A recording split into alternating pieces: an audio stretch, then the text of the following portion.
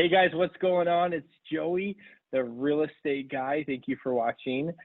With me, I have my good friend and business buddy Dan Sfera, and Dan's also on YouTube. But he is my guest today because we're going to go through a couple questions. But one of them is, we're going to start here, Dan, investing into real estate during uncertain times, especially right now. So I think this is one of my most asked questions is, should I be investing right now? Like, it's super scary.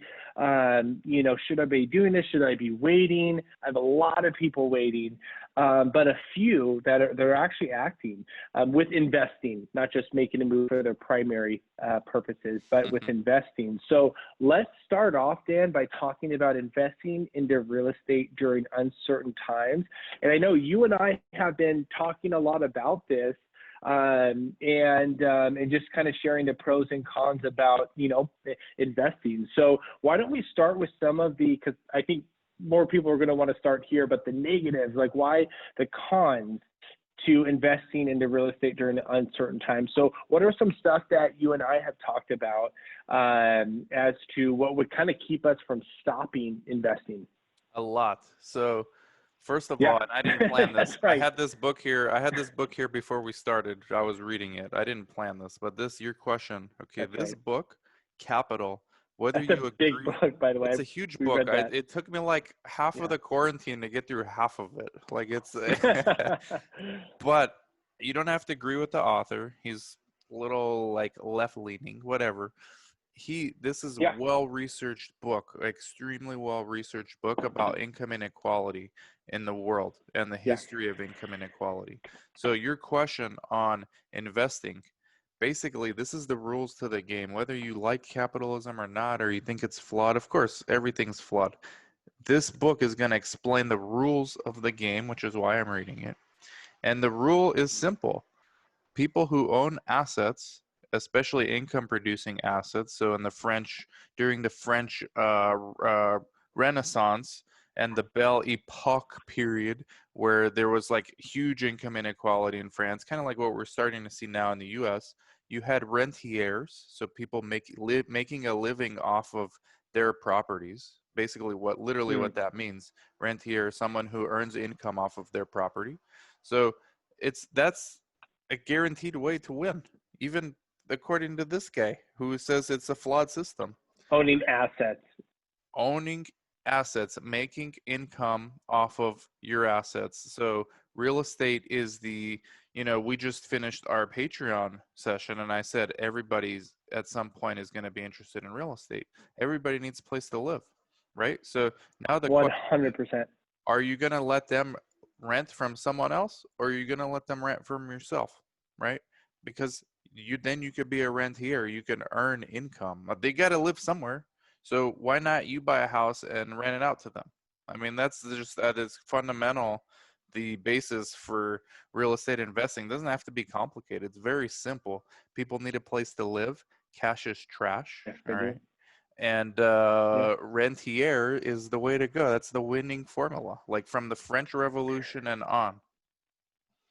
Now, what would be the losing formula to real estate? So let's say we did, just to give the audience like a couple perspectives on the cons with investing in real estate during an uncertain time. Let's say we find a great deal, or even just an average deal.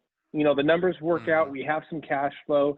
What would be the cons that you and I would be weighing on a property that we're looking to buy together?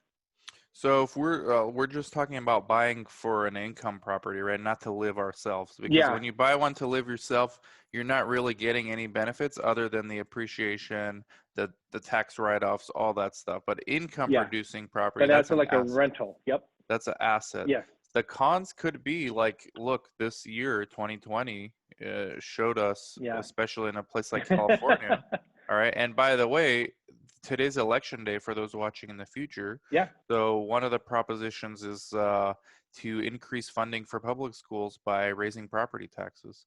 Yeah. And Combined with that is the fact that a lot of people are and businesses are leaving California, and California is Yeah, going to they are. have, it already has a huge problem with its deficit. So the only Yeah. thing they can do is start raising taxes. And one of those things that they have a lot of room to go up on is property tax. And Yeah. that, to me, as an investor in California, I'm turning my primary residence into a rental property pretty soon here. You are. Is possibility of them tripling my property tax like in the next 5 years. And guess what? I mean, maybe I can pass those costs off to my renters, but maybe I can't. Yeah. Another thing California is Right. not very good at is protecting the landlord. This is a very Right. tenant-friendly state. So it's not like Arizona, where I own some more property, where literally Yeah. it's landlord friendly. It's like the inverse of California, right? It's landlord friendly. And so that's one of the things about California. I think California is one of the riskiest places to do it. But the thing with California, and we'll see if this remains to be true going forward, the weather's great. People still keep coming back, no matter how many They homeless do. people come, and all the problems that we have. Right, crime is going to go up, all that stuff, taxes.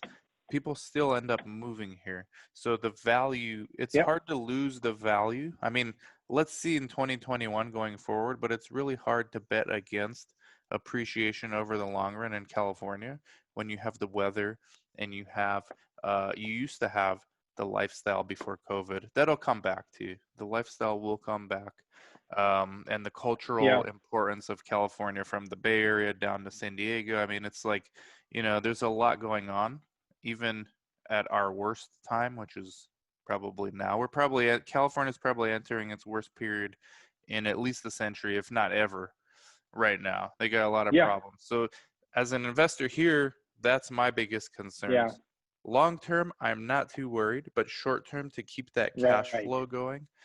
Plus, then you have Yeah. the fact that renters, Newsom just passed this thing during COVID where there's rent forgiveness. You can't evict somebody, but then you Right. still have to pay your mortgage, right? And so Right. those are the I was cons. just going to bring With that that. up. Yeah. Yeah. Yeah. I was just going to bring that up as one of the main cons is not only everything you just said, but also a tenant not having to pay rent or just not paying rent. Right. So now there's many rules with that. Like somebody that doesn't have to pay rent because of COVID they have to have had either job loss or some sort of financial hardship because of COVID, Right. is from my research. And it's not completely forgiven. They do have to work out a deal to pay it back. But in the meantime, the investor needs to take the loss or the hit and to And figure out how they can negotiate with their bank or what have you. and even before COVID, I mean, good luck trying to kick a tenant out, Right. who doesn't pay. Like, you got to wait now with COVID, you got to wait 6 months before a judge, or like you can even go to court, right? So the Yeah. short No. term is scary, but the long term, this book says exactly why. The return on capital, Yeah. once your return on capital exceeds your return on labor for you, you are now going to continue to drive the income inequality in your favor, though, this time, right? Yeah. Because other people who are not investing capital have to just rely on their return on their labor, which is going down. You're probably doing both. You're doing your own labor, so you have that return on labor, but now you're going to have return on capital. And when your return on capital 100. exceeds your return on labor, you don't need to do labor anymore. Exactly. Well, and now, so we've talked about some cons. Now let's go to the benefits. And, a lot of people, I hear, I never have enough money to invest. I can't buy hard assets like we're talking about that appreciate. And typically, in my experience, the same people that make those, wild accusations, spend $15 on avocado toast, and so, or $30 on brunch, it's actually pretty funny. Or they lease a BMW, or Exactly. just an expense, right? And so, knowing that, I'm not saying that investing into a hard asset is easy. No, that's not what I'm saying. But I'm not saying it's impossible for everybody. It is possible. It might take somebody a little bit longer than somebody else, but I still think that there is always a place to start. You don't have to have $100,000 or hundreds of thousands of dollars. You just need to work on saving, and have enough for just a measly down payment. But why don't we go into some of the benefits of why you and I actually are wanting to invest during an unpredicted time, an uncertain time in the real estate market? Because you and I and somebody else that we do business with are looking to target, within the next 12 months, a rental property and to go in together. And so why, Dan, in your perspective, why would you consider taking on that risk?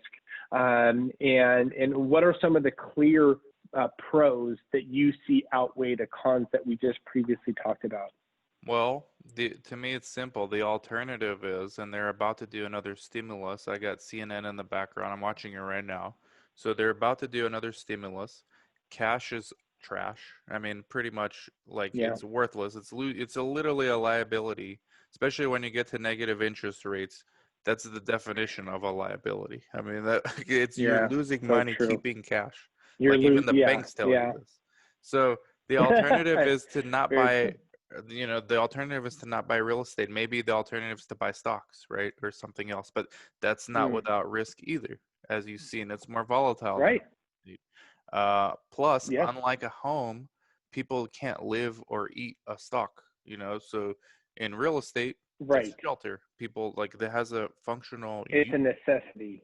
Yes. Exactly. So to me, it's simple. The alternative is either keep the money and watch it go lose value over the years, or put some down, as little down payment as you can, Right. to cash flow positive, or at least break even. At least break Right. even. That's been my strategy, because the minute you get a property paying for itself, even if you're just breaking even, you basically have an asset that's paying for itself for life, right? And you're building equity over time. Right. So to me, it's Right. simple. I mean, And it seems mhm, risky, but it's yeah. really not. The alternative is keeping that cash, and inflation is the silent thief. The biggest thief of all is inflation. Right.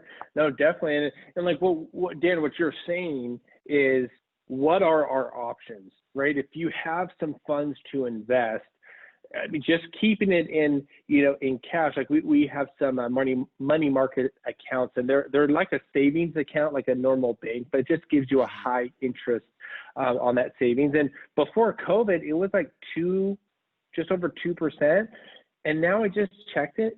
It's 0.4%. And so I'm not, if you look at like what inflation does every single year, so you really are, if you have, in addition to like your emergency fund, I do agree with what Dave Ramsey says about having an emergency fund, 3-6 months of expenses, in some cases more, depending on your own personal situation. But if you have that squared away, anything in addition, and this is what my wife and I are having discussions on right now. It's like, dude, the money is just sitting there, and it's like, we could put that to work and do really, really well for us in real estate. Real estate has done really well for us. And so it's like, our options are what? Leave it in there and just sit on cash, or should we take the risk and buy an asset, even during uncertain times? Because I mean, one thing that we like is right now interest rates are super low. Even though that we would get an investor loan, those rates are still, it throttles down with consumer rates. Typically, an investor interest rate on a investment property is about 1% higher than a consumer loan. Right. So, for example, the consumer loan is 2.5%. Investor loan, putting 25% down, would be 3.5%, roughly like that. That's a good ballpark there. So 3.5 to 4% interest rate on an investment property is actually really good in that environment. And so, I mean, I think a smart thing also to do, if you can take this risk, is to lock up as many investments that make sense financially and they pencil out, while debt, the mortgage, the loan, is super, super cheap. And Dan, just to allude what you were saying before, is like, housing is always in demand. Stocks aren't. right? You don't, what you said before, you can't eat stocks, you can't live with a stock. I have to live in a property generally. I have to live somewhere, right? And so no matter what, I can stop investing in the stocks, I can stop investing here, but I need a roof over my head. And Exactly. and even in 2008, 9, and 10, as people were losing their house, they still needed to live somewhere. They either were trying to work something out with their bank, or it got taken from them and they went to go rent somewhere, right? So if that's the case, that also mitigates our risk a little bit. And then it's putting our money to work. And we get the tax benefits, we get appreciation, we get the write-offs, and most importantly, as long as we at least break even, we talk about always having a little bit of cash flow, but even if worst case scenario, we break even, somebody else is paying off my mortgage for me. Even I mean, even even a- hello? even more extreme than that. Even if you lose money, let's say for a year you don't. Mm, Let's say for some reason a whole year goes on and you don't have a tenant. Okay, and let's just say it's mm, you. You're the owner, so it's not complicated partnership like me and you going in. It's just me or you. okay, We own a property. A year goes by. There's no tenant, so we're out of pocket for this mortgage. Well, guess what? We have a choice now. We can actually move into that house, and then we can either sell the one right? we're in, or maybe we're renting. I don't know what we're doing. We would probably try to rent that one out and go live into that one. So Yeah, it still has utility because the home you live in is a yeah, liability. So if you're paying for it, you might as well get some use out of it. If I mean, that's like the worst case scenario. Nobody's paying you for a year, which is kind of hard to happen, but it is the case. So even that is yeah, not that bad, and it's still a forced savings. So you're basically putting, because right. most people Yes, don't save. You're supposed to save like 10, 20% of your income. Most people don't do that. So even at the worst case scenario, right, you're putting into your house a mortgage payment. All right. Some of it goes to right. interest, but you're forced savings. 10 years of doing that, you're going to have equity in that house. Right. Well, you're paying yourself a portion of your rent. And actually, how it works, the first 7 years of owning the home and paying your mortgage, 1/3 of your payment goes towards principal for the first 7 years. Year 7 or year 8, one of those, year 7 or year 8, that's when it goes to breaking even. 50% goes to interest, 50% goes towards paying principal. So you are every single month, even the month one that you pay your mortgage, 1/3 of that payment is actually going in your pocket later, whether you do a refinance or you sell it. So versus if you rent, where that 100% of that is Goes to someone going else, to someone like me, my pocket, a and that's going to rentier, me. So somebody playing this game, yeah, exactly. Exactly. Keep somebody on renting the right because side of this it's game. helping us out. Somebody who's playing on the right side of this game, because everybody, whether you know it or not, you are playing in this game. You are. You're either on the right It's just side what of side it you want to be in. or the wrong side of it. Yep. Right. Well, and like not only all of those that the benefits that we clearly see, but you're right. It's a forced savings, and At the worst case having scenario. some at the worst case scenario, it's a forced savings, um, and um, and we're locking in a payment that's not going to go up if we get a fixed loan, right? So we're locking in that payment, and guess what? Rent goes up every single year, right? So if we're locking in, just think, let's say you bought an investment property, your mortgage payment is $2,000. Okay. Let's say worst case scenario, you're renting it for 2,000 or 2,050. You're making $50 a month, razor thin. Okay. Think of what rent's going to be in 10 years, right? And think what your mortgage is going to be. It's going to be $2,000, right? Yeah. And then after year 15 or 20, that's when it slowly goes. Actually, no, it does not go down. Your mortgage payment will relatively stay the same the whole 30-year term, but it's going to stay at 2,000. Just think of what rent's going to be in 5, 10, 15 years, right? And That's some significant cash flow. unlike inflation being your friend with the appreciation of the house, right? So inflation actually works in your favor when you own the house because your price is going to go up. It's going to at least keep up with inflation, if not more. This is one of the reasons for appreciation. Your mortgage will not. So it's like your mortgage is not affected by inflation. Matter of fact, the mortgage payment, if you're paying $2,000 in 20 years, that $2,000 is going to seem so cheap compared to what regular mortgages are Right. going for. You got it. Exactly. So if anything, it's like your debt is potentially getting cheaper, Yeah. right, as time goes on. So and that's actually one speculation of what the government might want to do one day with inflation is because it can devalue current debt, right? So, anyways, but right in 20 years, a $2,000 mortgage is going to be what is relative at that time, pennies compared to Mm-hmm. what it is today, right? 2000. Oh, okay, that's a pill to swallow. But yeah, and I think lastly on this, Dan, before we get to the last one, especially right now where there's so much going on, right? Elections today, literally the elections today, is that crazy? It's already November 3rd. But during this time and now through holidays, there's a portion of people that are distracted by everything going on. And in some cases, not necessarily right now, like with your own primary residence, because the real estate market is still pretty dang hot. But I wouldn't be surprised, Dan, if you and I found some opportunities where there's not a horrible amount of competition, because everybody's a little bit distracted about the current environment. And now, especially with the holidays coming up, so there could be times where we might find an opportunity, especially if it's like a multi-unit.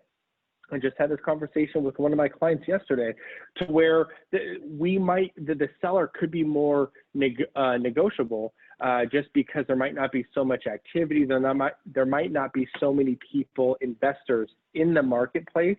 That might not happen. The real estate market is super strong right now, but during uncertain times, people kind of like stop doing things. They stop spending money.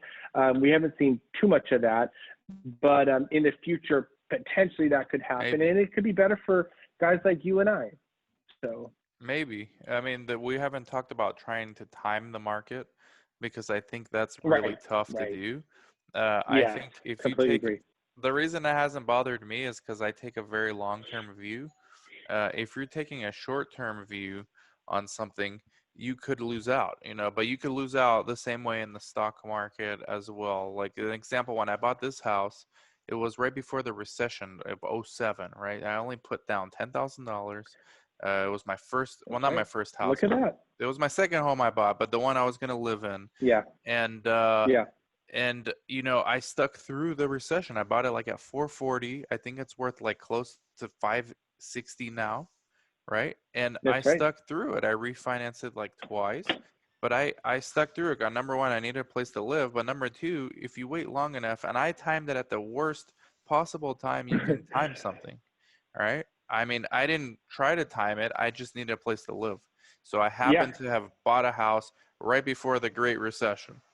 And here we are 12 years later, and I've been up on the house for the last 3 or 4 years. So, like, what worst case scenario, 8 years, I just had a place to live. It was cheap also, as far as the mortgage was concerned. And now I'm back up, right? And now I'm going to actually rent it out. So, even if you yeah, time it horribly, if you just have enough patience, it's going to eventually become a exactly. good investment. Right. And during that time, that leads us to the rent that we're going to go to. But during that time, you got tax benefits. A Yeah. portion of your mortgage payment went into your back pocket because it was paying off the principal, right? And you needed a place to live. So you just held out. You were patient. And again, this is during the worst real estate You couldn't environment get that a you could worse have. time. You couldn't And have look, scripted it in 10, worse. right, you just had to hold and keep it, right? And so, and dude, That's right. congrats, because we ran numbers the other day and you're sitting really nice right now, especially given where you bought that at, what price you bought that at. So, but why don't we go into the last question Yeah. real quick, which is some fears and I know you and I are talking about this too, but fears of renting out a property, and that home that you are referring to, Dan, is Spooky, that's spooky. the one that you're, yes, spooky, Trick or treat. trick or treat. We had a little bit of concern, right? And Yep. there's normal Yep. concern with the property you're living in. You're about to rent it out because you're going to go buy another one.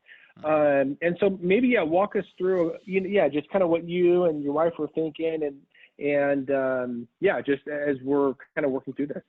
Well, we thought about the alternatives, right? Like everything we mentioned at the beginning of this interview with California. So basically, what we're doing by not selling it, because I think this is the top of the market before a small correction, and then who knows long term. I mean, long term, basically what we're doing is we're betting on California real estate going up, continuing to go up. It's like buying Apple Yeah, when me Apple's too. going through some hard times, right? If you want to compare it to a stock or like Amazon. If Amazon just came out with horrible news quarter after quarter, it might be a good time to buy the stock. So I didn't necessarily want to sell my property in California, but it would be nice because it is, I think, at the top of the market, at least short term. But we wanted to, and we can cash flow it out. And I think the strategy, regardless of what state you're in, is if you can cash flow, you should just keep it. Because every single time I've sold a house, Joey, I've regretted it. I think I told you this before. And my dad too. Like it's just like, Mhm. and probably anyone listening feels the same way. Like when you sell a property, yeah, maybe even if it's a problem property, maybe you have a problem tenant in there.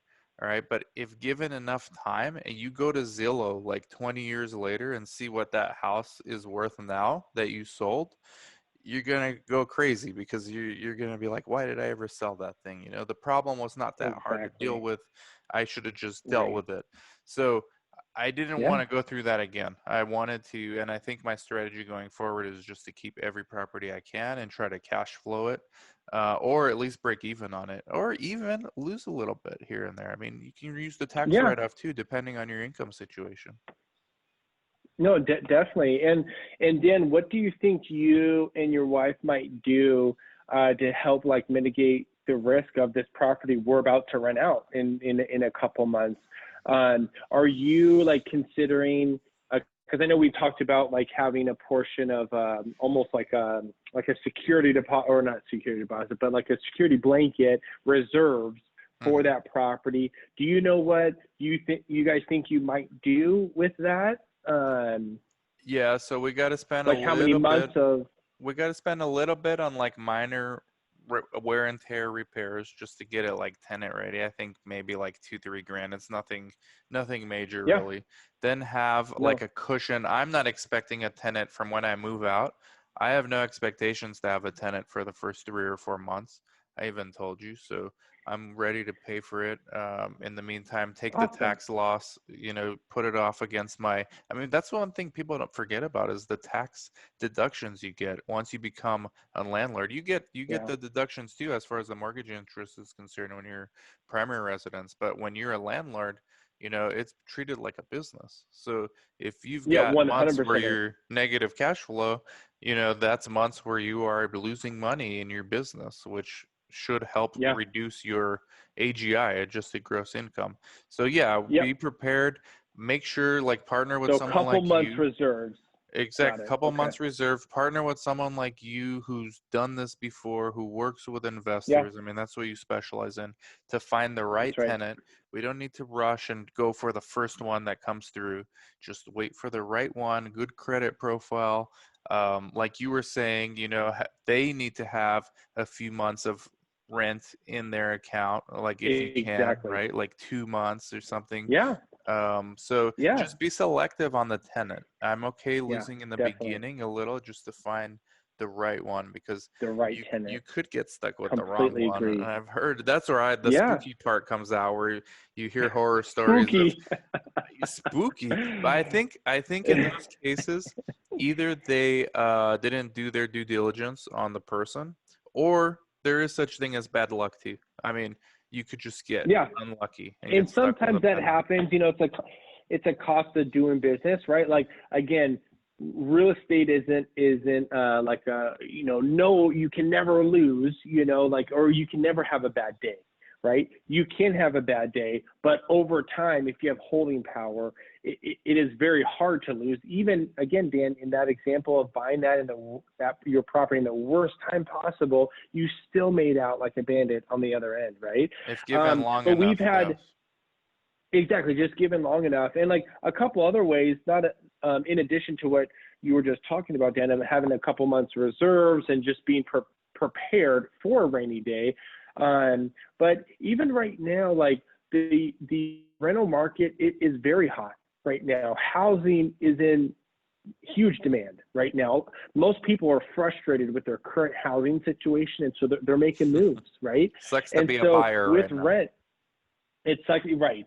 But I feel confident, Dan, on yours, we're going to have multiple applications and you can be a little bit choosy. And one of the ways that we help mitigate the risk is what you just said, Dan. Pick the right tenant and qualify them accordingly. And so, Dan, with yours, like what we're going to do together is make sure every tenant that's over 18 is filling out an application. We want their credit scores, all three credit bureaus. We do a background check and then pay stubs and bank statements. We want to see what's going on, how much money's coming in, how much money's going out. Are they negative every month? That might cause me as a landlord to have a little concern that, hey, there's only so much, or they're constantly going in the debt every single month. And there's a potential that they might not be able to pay rent, right? And make sure that they've had, good previous landlord recommendation. They've been paying rent on time, and how much money is coming in. And even if they're not going into debt, do they even have enough to cover their personal and their housing expense, right? That's the thing we want to make sure, because, not that we're trying to not give people housing, but it's, we want to make sure that that people that are coming in can afford this.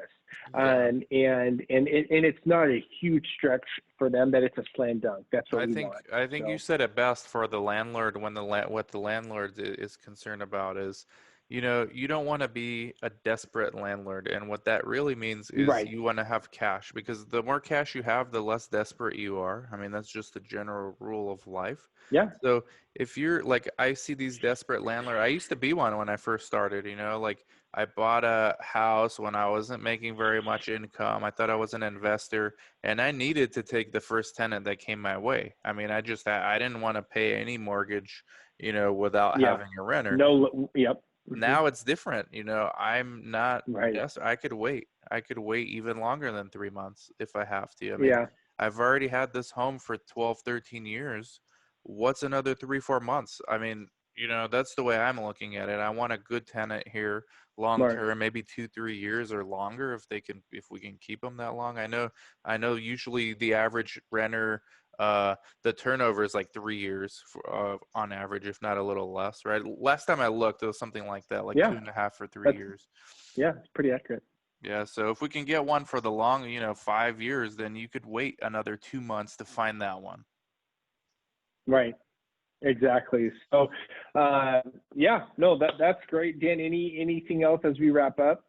No, man, just and yeah, like I'm really enjoying real estate. I always have been. It's just I think it's a really good way to offset or to deploy excess capital, which Exactly. is a good thing to have, excess capital. So you got to basically work on your income first before you have the problem Right. of putting the money somewhere else. And Right. yeah, You I got mean it. that's the name of the game, really. Yeah, no, definitely. And again, why we would invest into real estate during an uncertain time is, again, what are our options, right? We want to put our money to work. We always say this. We want to deploy our money. We want to lock in low interest rates right now. And we're in it for the long term. We're not looking to flip this property in 6 months or 1 year or 2 years. We can keep this home or this property indefinitely, right? That's what we don't really have any reason to sell. We could either cash out, do a refinance, or just continue holding it. And as long as the numbers make sense going into it, we wait, right? We're going to be patiently waiting. And so we're looking for one. I think in the next 12 months, we'll identify one or two that we'll buy. Yeah. And to add to our portfolio. But guys, thank you very much for watching. If you haven't already, like and subscribe to this video. We're going to continue sending out videos on personal finance, real estate, and investing. But do us a favor, like this video and subscribe. You guys have a good rest of the day. Thank you for watching. Take care, Joey. Thank you.